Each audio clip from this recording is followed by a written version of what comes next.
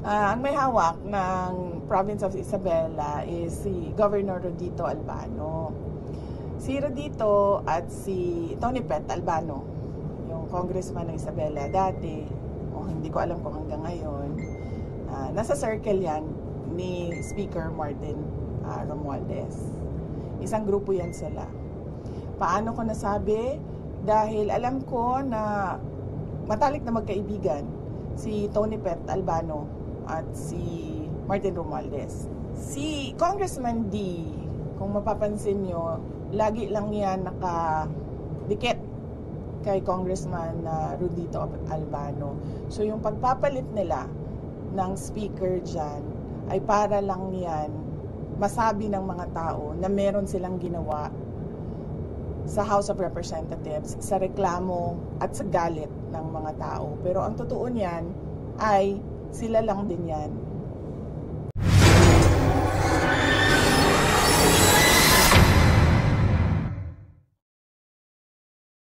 So yung pagpapalit nila ng speaker dyan ay para lang yan masabi ng mga tao na meron silang ginawa sa House of Representatives sa reklamo at sa galit ng mga tao. Pero ang totoo niyan ay sila lang din yan.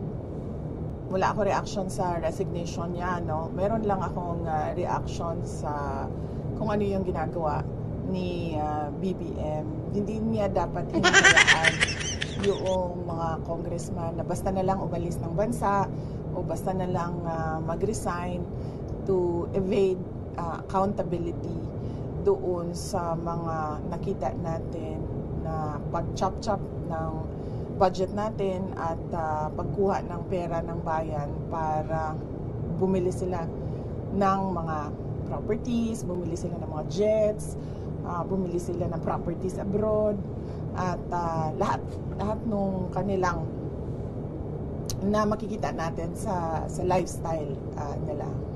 Ngayon, VP, pinalitan na si House Speaker Romualdez ni new House Speaker Faustino B. May mensahe ka ba sa kanya or advice sa kanya para hindi na mahuli itong mga nangyayari ngayon? Wala akong mensahe kay Congressman D. Meron lang akong i-share, gusto na ibahagi, no, sa mga kababayan natin. I'm sure he is a good person. I've met him several times sa aking mga events at sa aking trabaho, si Congressman D. Si Congressman D ay congressman ng Isabela Province. Ano ba tawag dyan? Hindi ko kasi masabing warlord siya eh. May hawak ng probinsya ng Isabela ay si Governor, kalimut ko siyang pangalan.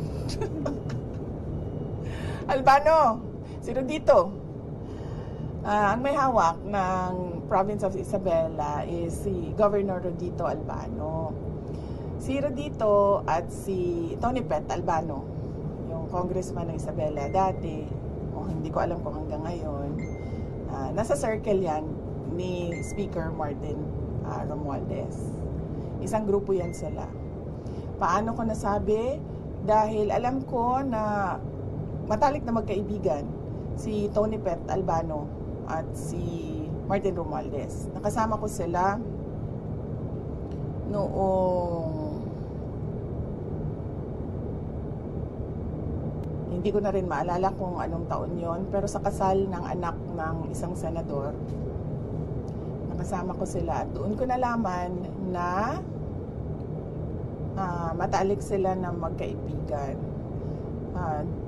Sa kampanya, sa pagkatapos ng kampanya, nung nanalo na at nagtrabaho na, nakita ko na kasama na rin nila sa grupo nila si Governor Rodito Albano.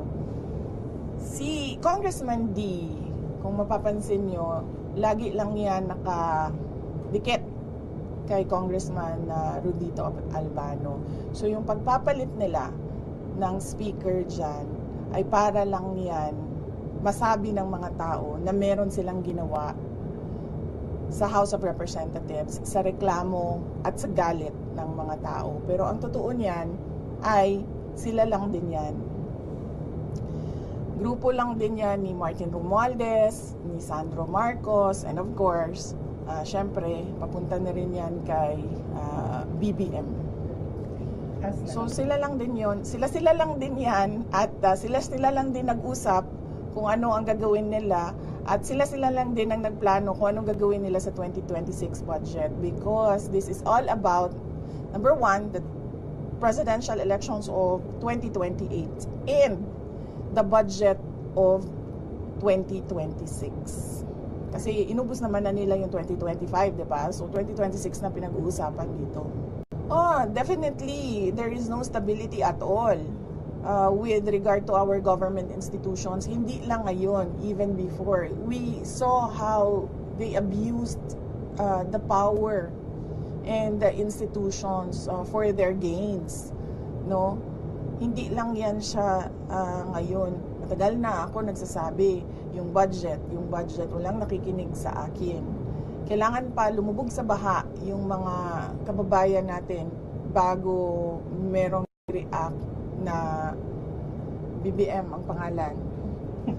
Even then, hindi pa nagtutugma yung kanyang reaction sa dapat niyang gawin. Kaya really, truly, our economy is not in the very best weather. Ang ating political stability is down to -2, -3, even -10 siguro. Magulo siya kasi unang-una walang vision, walang direction, walang plano. Nakikita mo puro sila politika at paninigurado na may pera sa bulsa at yung eleksyon nila sa susunod na darating na eleksyon. Ganon ang makikita mo na ginagawa ng gobyerno. Wala kang nakikita sa gobyerno ngayon na